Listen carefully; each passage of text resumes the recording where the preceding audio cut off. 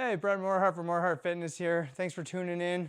Today I'm going to talk about the lunge or the lunge movement pattern because there's a couple different things that kind of fall into it. So that's kind of going to be the topic today, and how to do them or start or progressions and regressions to help the new beginner or maybe advance you along your way for the novice lifter. So this is how I'm going to explain it to a client to see where they're at. So first things first is, can they even do one? Lots of them can. It ends up being a little wobbly or whatever. Maybe they can't. So we're going to go through a couple regressions and then progressions on how to get better at it. First of all, if you can't do one and it feels uncomfortable, you don't need them in your repertoire. You can earn them as you progress. So a nice easy start would just kind of be doing a stepper or stairs. So you're kind of in a basic lunge-ish. But if this is where you start, this is where you start. There's nothing wrong with that at all. You gotta start somewhere, okay? You can make this higher and higher, and it eventually turns into a step up. So then you're right here, then you're going up. It's essentially a lunge. But the difference between a lunge is harder than a split squat. You might hear those in the fitness world, or maybe just in general. So you hear somebody say, oh, I do a split squat, I do a lunge. They're the same but different. So the lunge would be where you are kind of stepping forward. You have to balance yourself. You come down, you come up. You step forward, okay? Or you can go backwards. A split squat is you're already set up and you're just coming down and up. Okay, why this is easier is because you're now not putting in that momentum of where you're moving forward or backward or sideways, then having to stabilize, then going down. That would be the difference. So we always start in the split squat.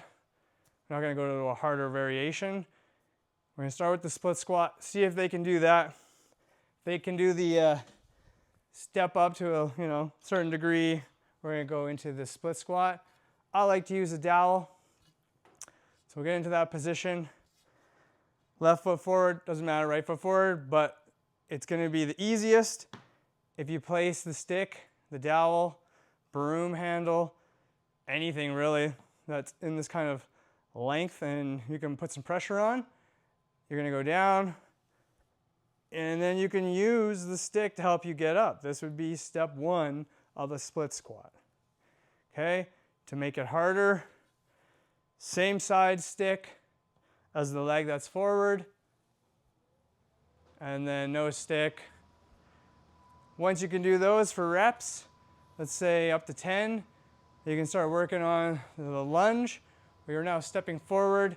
You should have the balance and the ability to do it. The big key steps in both of them, as well as your squats and your deadlifts, that if you watched those videos earlier, I was talking about the breathing and bracing in your core. You want to do that as well with the split squats, especially as you start getting heavier. So the breathing and bracing into the side bellies, bracing the core, going down. It's going to help your hips from teeter-tottering and keep that stability. The next part, stance width. You don't want to be too far out and you don't want to be too thin, so you can fall over. So this is going to be a comfort thing as well. But pretty much if you could just put your legs, right?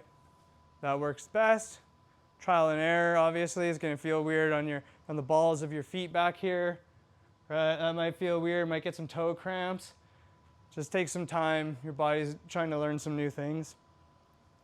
Once you can do those, and we're actually getting into the lunge, the major thing I see, especially in young kids, athletes, well, even adults, but I coach a lot of younger football and lacrosse athletes and get them to do some lunges just for sprinting, kind of see what we're doing here. And the big key is as they're coming forward, they get to this position, their knee crashes inside, and then they lean in on it, and then they come up, and it just puts a lot of torque in the knee. So you want to think of knee over maybe the second toe. So it's nice and lined up. And then your foot's in a great place, and you can use your quad and your glutes to explode forward. But that is very, very crucial. From here, we don't want this. So you think of getting that over the toe. If you want more glute activation, you can even think of opening up that hip to even get more glute into it. We can do another video on that, but I sometimes will band their knee inwards so that they have to open it out when they go down to line them up, and usually they start whining about how their butt hurts and everything's on fire. And it's like, yeah, you're using those muscles that you actually need to, not just your joints. Okay, so that's my big thing for split squats and lunges, is that alignment of the knees and everything tracking over. And then when you have that nice tight core as well, everything's just nice and stable. If you let it go and you're all loosey-goosey, it might turn into something weird that happens, right? Whoa! But if you're literally your brace, nice and strong. Okay? So that essentially would be the setup progression from the stepping up, a low step up, into a split squat, into a lunge, and you can go back and forth. You can walking lunges, and then the step up as it gets higher and higher and higher, gets harder and harder and harder. So it actually is, you can progress that based on height. So, other variations to make it harder, you can have a front foot elevated split squat. So now you're here. So now you're getting a bigger increase of stretch on you're getting deeper than just a regular split squat or lunge.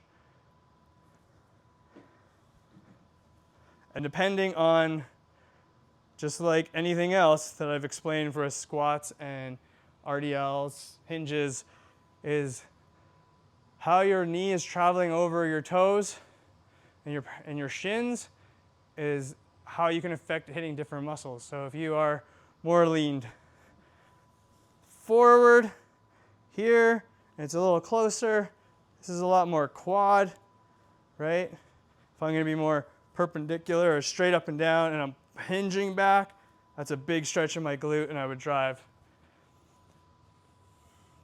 Essentially the same. So you can go lunge, split squat, front foot elevated squat, and then we got a back foot elevated squat or a Bulgarian split squat, depending on, there's so many different names, but that's where this back foot is up. And you might see people doing that. So it's just a different variation. To me, this is the hardest one. Okay. Same kind of thing is depending on if you are doing more of a, let's say, my knees are traveling more over my toe, and it's more of a elevator style. This is more like quad for me. This could all be depending on your hip anatomy as well. But if it's more of an escalator, so it's back and forward, for me it's more glute. And that's just the whole shin angle again on the floor.